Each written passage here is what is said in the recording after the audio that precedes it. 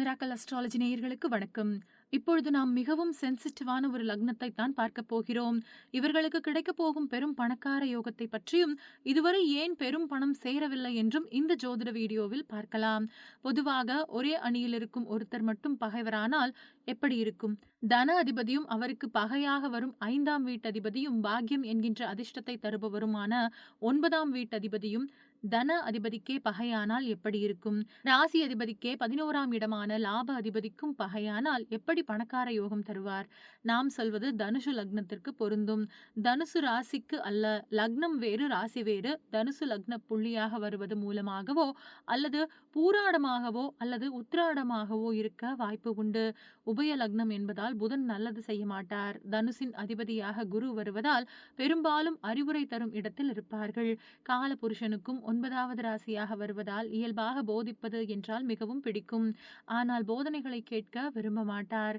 குருவாகிய தனகாரகனே ராசி அதிபதியாக வருவதால் பணம் தட்டுப்பாடு இருக்காது. கடவுள் அருள் கிடைப்பதில் தடை இருக்காது. குலதெய்வம் அருள் இயல்பாகவே உண்டு. கௌரவம் அதிகம் பார்ப்பார்கள். வரட்டு கௌரவம் பல நல்ல வாய்ப்புகளை உதாசீனப்படுத்தும். மனதை ஆளும் சந்திரனே அஷ்டமாதிபதியாக வருவதால் பல நேரங்களில் தடை இருக்கும். 2ஆம் இடமான தனஸ்தான அதிபதியாக சனி இருப்பார். அந்த சனிக்கு பூர்வ புண்ணிய அதிபதியான செவ்வாய் ஆகாது. அதிர்ஷ்டத்தை தரும் 9ஆம் இடமான பாக்யஸ்தான அதிபதி சூரியனுக்கும் சனி ஆகாது. லாப அதிபதியான சுக்கிரனோடு தனஸ்தான அதிபதியான சனி ஒத்துப்போவார். ஆனால் ராசி அதிபதியான குருவுக்கு சுக்கிரன் ஆகாது. அறிவுரை சொல்வதில் வல்லவரான குருதான் சொல்வதை பிறர் கேட்க வேண்டும் என்று விரும்புவார். ஆனால் சுதந்திரமாக இருக்க விரும்பும் சுக்கிரனுக்கு அறிவுரை சொல்லும் குருவை கண்டால் பிடிக்காது. சனி ஒருவர்தான் குருவையும் சுக்கிரனையும் பேலன்ஸ் பண்ணக்கூடியவர். ஆனால் செவ்வாய்க்கும் சூரியனுக்கும் சனி ஆகாதவர்.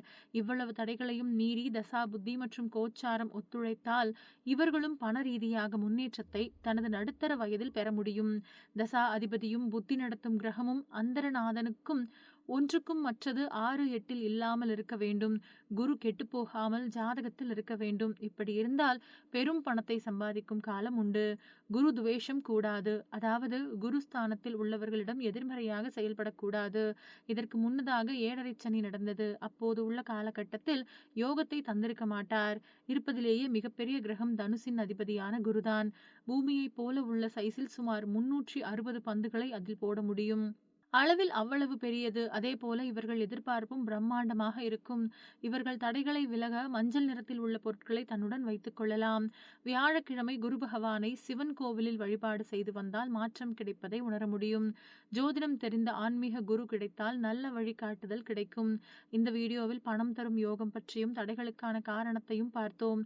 விரைவில் வேறு ஒரு ஜோதிட வீடியோவில் மகரம் பற்றியும் பணம் தரும் யோகம் பற்றியும் பார்க்கலாம். அதுடன் 7 சனி பற்றியும் அது தரும் பாதிப்பிலிருந்து விலகவும் என்ன செய்வது என்றும் பார்க்கலாம்.